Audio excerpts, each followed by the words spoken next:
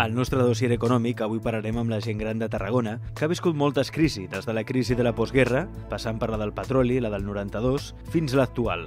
Tots coincideixen en el mateix, aquesta no és la pitjor crisi que hem tingut. Hem passat per situacions més greus i de totes n'hem sortit. Avui a Interès, escoltarem l'experiència i sabidoria de la gent gran de Tarragona. No, evidentment n'hi ha hagut de vàries, i potser més forta que aquesta.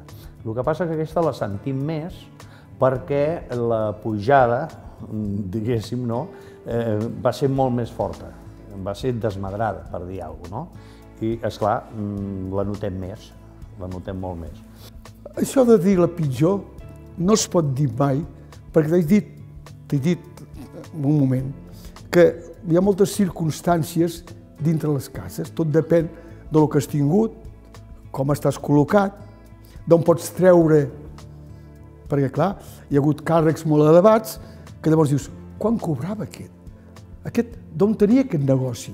O sigui, que ara quan vas pensant i veient, surten coses que dius, ostres, no ho semblava. No ho semblava, sí que ho semblava. No ho semblava que es pensava que no s'acabaria. Home, jo crec que no estem tan malament.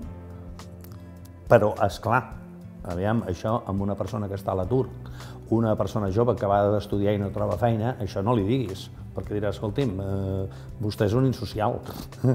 M'entens el que vull dir? Esclar, cada un hi toca ballar amb la més lletja en un moment determinat. Per mi la pitjor crisi és la que us explicava abans, l'any 77, remuntant o posant en marxa un petit negoci, mirant de tirar endavant 21 anyets, una crisi com aquella, doncs per mi és la més important.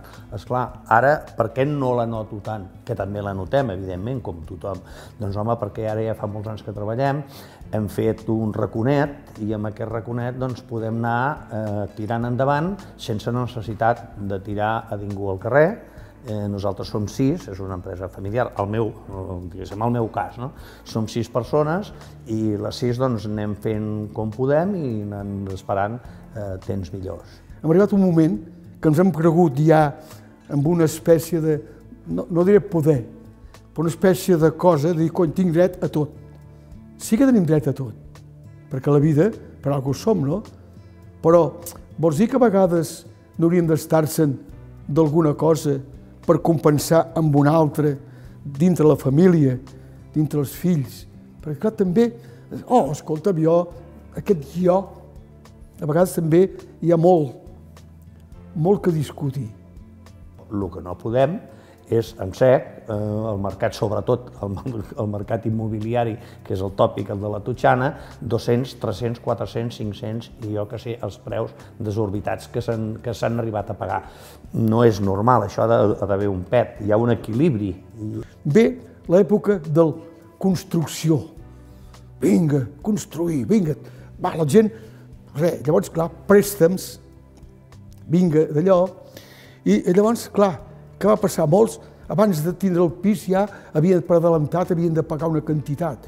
Ja van començar, saps, la gent, un xalet amb una piscina pròpia, l'altre d'un pis a base de...